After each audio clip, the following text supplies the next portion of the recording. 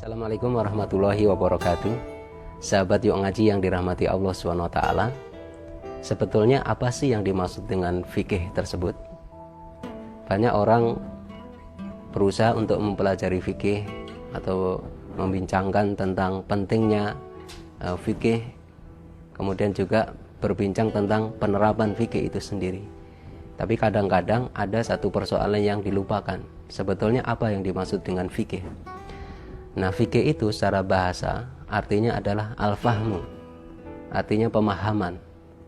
Ada juga ulama yang menyatakan bahwa al-fiqhu, fikih itu menurut bahasa Arab artinya adalah al-fahmu wal ilmu, pengetahuan atau pemahaman.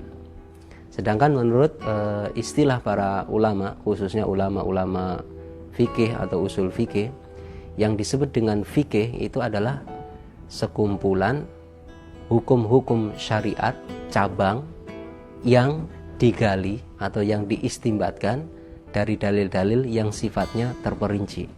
Itu yang dimaksud dengan fikih. Jadi hakikat fikih itu sendiri adalah hukum syariat. Tidak ada perbedaan antara fikih dan hukum syariat dari sisi bahwasanya fikih itu membahas tentang hukum-hukum syariat, tetapi hukum-hukum syariat yang sifatnya cabang dan digali dari dalil-dalil yang sifatnya rinci. Sedangkan hukum syariat itu lebih umum dari itu. Nah, fikih karena membincangkan masalah hukum syariat yang cabang, yang sifatnya rinci, maka kita bisa memahami bahwasanya fikih dibagi oleh para alim ulama menjadi banyak topik, mulai dari fikih ibadah, fikih muamalah, dan juga fikih-fikih yang lain. Tetapi inti dari kajian fikih adalah mempelajari hukum syariat atas satu perbuatan atau hukum syariat atas suatu benda. Karena kajian atau objek yang dikaji di dalam fikih itu ada dua. Yang pertama berkait dengan hukum atas suatu perbuatan, kemudian yang kedua adalah hukum atas suatu benda. Hukum atas perbuatan itu ada 5. Yang pertama adalah hukum wajib, kemudian ada hukum sunnah, ada hukum mubah, ada hukum makruh, ada hukum haram.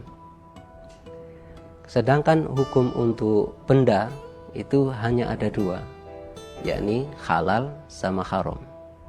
Nah, istilah halal dan haram itu sendiri kadang-kadang digunakan juga untuk hukum atas perbuatan.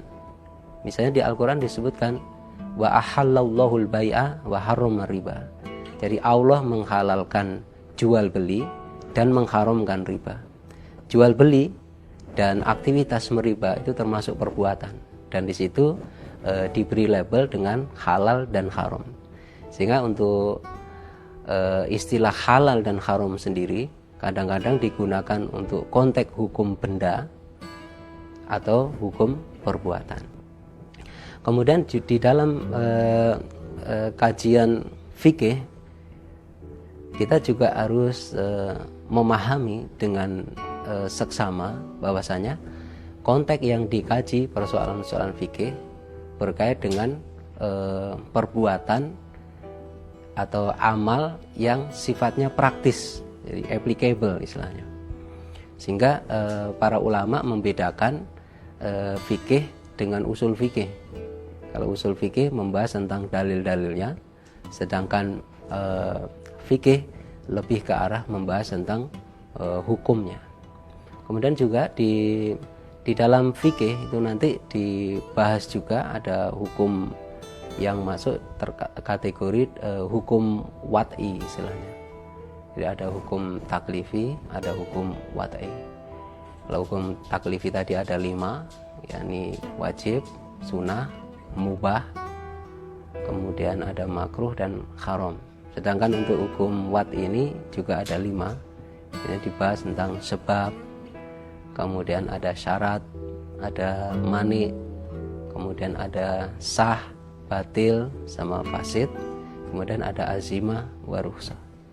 Jadi ini yang dibahas di dalam fikih. Fikih tidak membahas masalah keyakinan, tetapi membahas masalah perbuatan. Kemudian berikutnya, fikih itu adalah sekumpulan hukum-hukum syariat yang sifatnya rinci dan digali dari dalil-dalil yang sifatnya dhoni. Untuk yang qat'i, menurut kebiasaan ulama-ulama usul, ulama-ulama fikih itu tidak dimasukkan dalam kategori fikih. Barangkali ini yang bisa saya sampaikan. Assalamualaikum warahmatullahi wabarakatuh.